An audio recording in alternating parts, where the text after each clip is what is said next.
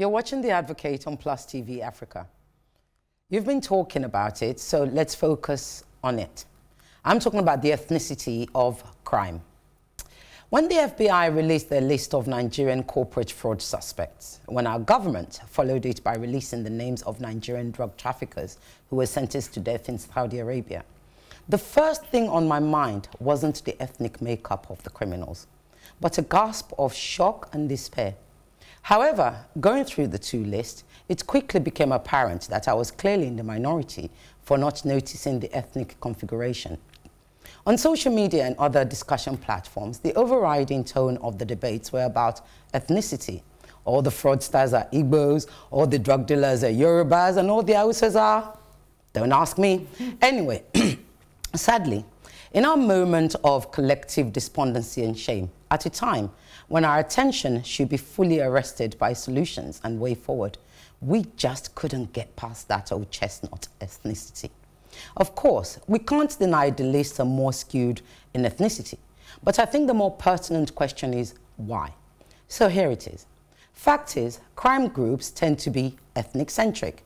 For instance, how many non-Mexicans are in the El Chapo crime ring? How many non-Italians are members of the Italian mafia? More pointedly, from Sicily. Human beings tend to flock together in packs and in communities of familiarity and trust. So it's not unusual for blacks to have more black friends, whites to have more white friends, Chinese to have more Chinese friends. Life, in all its meanderings and negotiations, relies on trust and familiarity. This is how structures and norms of power perpetuates itself and acquires its relevance and legitimacy. So having a crime community divided according to ethnic lines is not a uniquely Nigerian phenomenon. It's simply a case of humor amongst thieves, where in-group grooming and induction can and does take place. As the Italians would say, la cosa nostra. Now, there's no doubt that the last 2 weeks have been one of absolute humiliation and embarrassment for Nigeria on the world stage. Invictus Obi, 80 Nigerians on the FBI's most wanted list, Samson Siasia, the convicted drug traffickers in Saudi Arabia, to name a few, all drawing attention to us in a way that we don't want. This fraud epidemic is to Nigeria what mass shootings are to America. Fraudsters and drug smugglers, like American mass shooters, are products of a society gone awry. Each country must find a solution to her problem. So over the decades, our society has continued to endure the desecration of the common values and cultures of decency and integrity that held us together, not only as a nation, but also as one people. That erosion and degradation is evident in all that we do now, all that we have become, and all that we have lost. So which way forward? Well, it's first incumbent on government to find the solution, then to the rest of us to own that solution. I believe together we can claim back the Nigeria from the minority so we, the majority, can witness the Nigeria of our dreams. I still say it, God bless Nigeria. God bless Nigeria. God bless Nigeria. No, go on, Pastor Chuka, you're thinking. I'm looking at Chuka to see if he's saying. Chuka says it's not a hallelujah, God bless. Yeah, no, but you can say amen. Chuka, we've prayed, so say amen. I know where Chuka is coming. No, we've prayed, so you have to say amen. We have not prayed here. This topic, you know, Chuka earlier this week on Facebook, I think he asked a question, which was, is Nigeria workable, or can it be workable? And I kind of just look at it like, you know, you're now trying to drum up this to Chuka, this sort of fake optimism. Like no, I know it's not fake from you, but I'm just saying in his mind, he's probably thinking fake optimism. Chuka, speak now. Yeah. No, I want him to come in before. No, I don't want us to lose. You're happy with my interpretation. I'm happy she's brought it up. Yeah. I just don't know where to start. Let's talk about the ethnicity of crime, because that's what really, for me, that's what it's about. Somebody, you know, first I think it's idiots that just go on about, oh, it's Igbo this or Yoruba that. Because the moment you're saying, see these Igbo people, they've started again. It's exactly the same time I can say, oh, you know, the Yorubas too are doing theirs.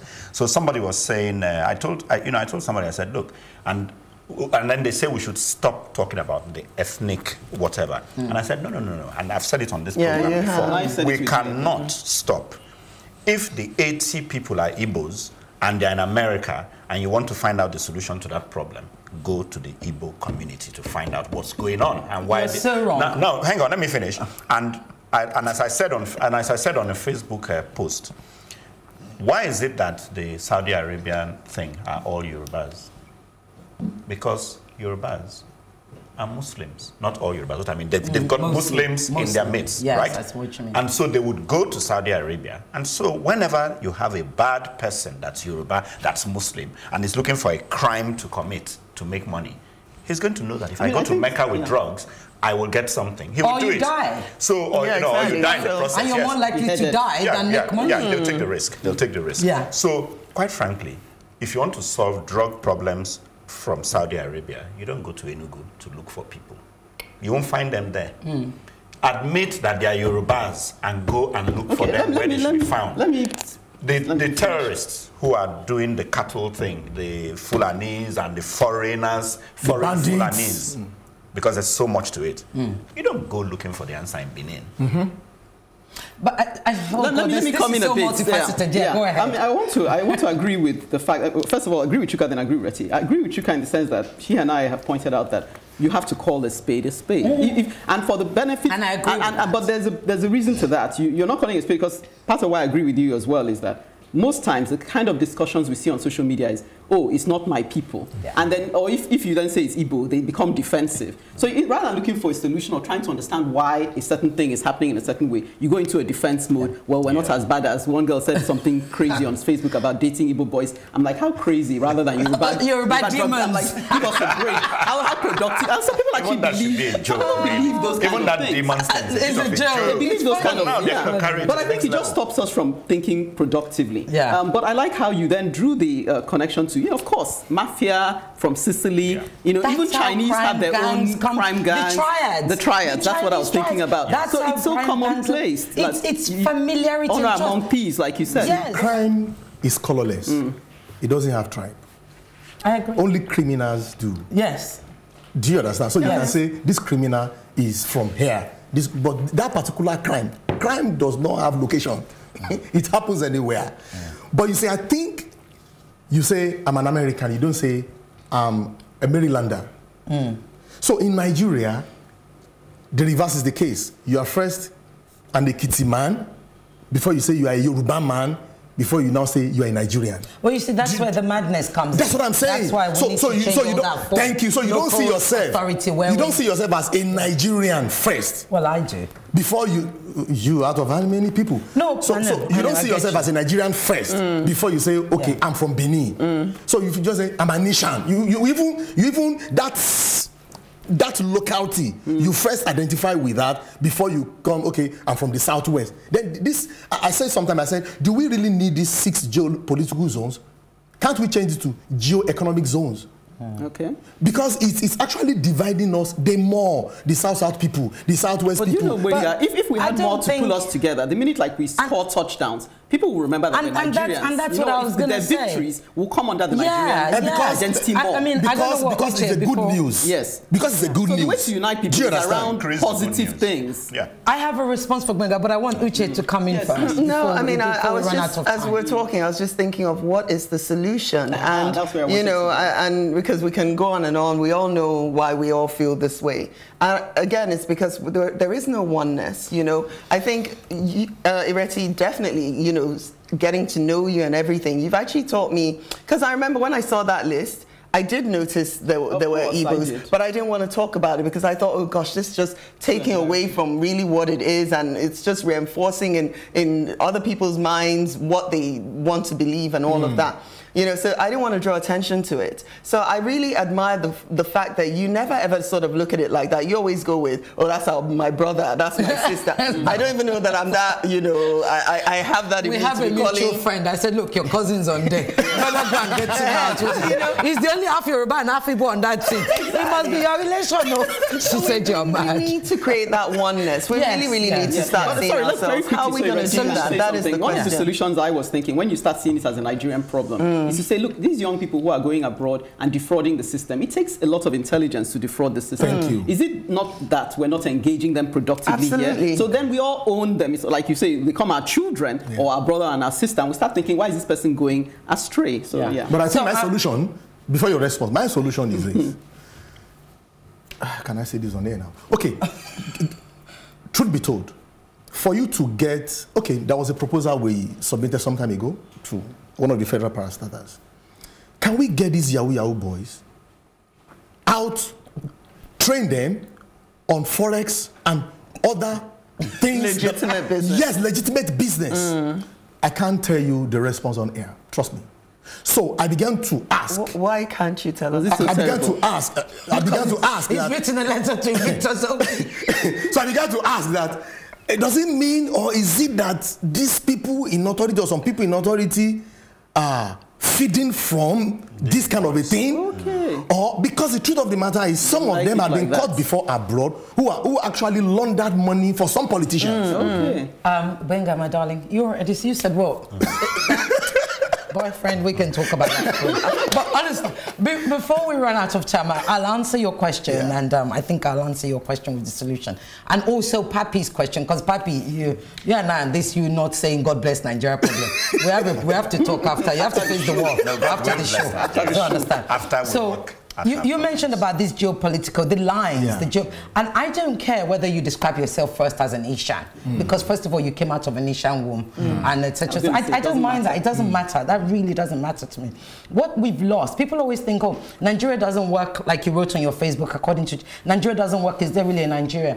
You know what held us together as Nigerian? Those two values that I talked about. Integrity and decency. National Orientation Agency. Yes. Oh, that one again. Anyway. Well, when all is said and done, it's about you and I, all of us, taking ownership of our nation, warts and all. Now, on to the segment where you take charge and tell us what's what. Oh, that is on the internationally licensed Rogue, our popular video. Miroslaviki says, she have broken the table finish. She have break the table finish. Complete truth in all she said, no due diligence. We are quick to celebrate success without knowing the root of it. God help us. On the topic, Nigerians are a religiously blind people. Al Habib Onifade has a lot to say. I commend your bravery to front this conversation. The damage religion, all of them, is doing to Africa is getting to the point of irreversibility. We appear to have surrendered all our reasoning and legitimate questioning for fear of offending God. It appears we have successfully replaced God with these so-called men of small g God. We blindly accept directions, instructions, and suggestions. We have so lost the essence of religious teaching, which fundamentally is to critically assess one's behavior, reflect how consistent it is to the teachings, and adjust accordingly. The worrisome bit of this is that it is now beyond religion. We have decided that this is not worth questioning anything. We have become zombies, tragic. People often get upset when I say, quote, there is no godly person in Nigeria. On the complete edition, God's Will Chilaka says, I love this channel. We love it too. Wow, we've still got maverick minds in Nigeria who don't embellish or support evil. God bless you guys, Jerry. Papi, that's you they're talking to. So, yeah. Thank you all for your feedback. Keep your comments coming in on our social media platforms, on Facebook, Plus TV Africa, hashtag #TheAdvocateNG, or on Twitter and Instagram at Plus TV Africa, hashtag #TheAdvocateNG. To catch up with previous broadcasts, go to www.plustv.africa.com/theadvocate. Don't forget to subscribe to our YouTube channel, Plus TV Africa. Now, it's time for a quick break. After the break, Chuka makes a point in his own unique way, and you're going to die laughing. Welcome to The Advocate, a program that thrashes out all the topical issues of the day. When you are in government, you don't see nothing wrong with whatever is happening. The moment you are out there, everything is wrong. You can't even see Yes. many women now, and when they're there, they're not even really making a mark, and then they have an NYSC problem and this and that. One of the reasons why we don't have more women in politics in Nigeria is for as long as political meetings continue to take place in the middle of the night. Exactly. It's disastrous for a president To even say be he's unaware. unaware of the chief It's justice. a ploy. It could be a strategy. That strategy was a very, terrible- very terrible strategy. Because the buck stops at your table. Whether it's that we don't look after our cities, and quite frankly, Nigeria is becoming a very ugly place. When you are the only one feeding the people with this news and there is nobody countering them, it becomes, the news.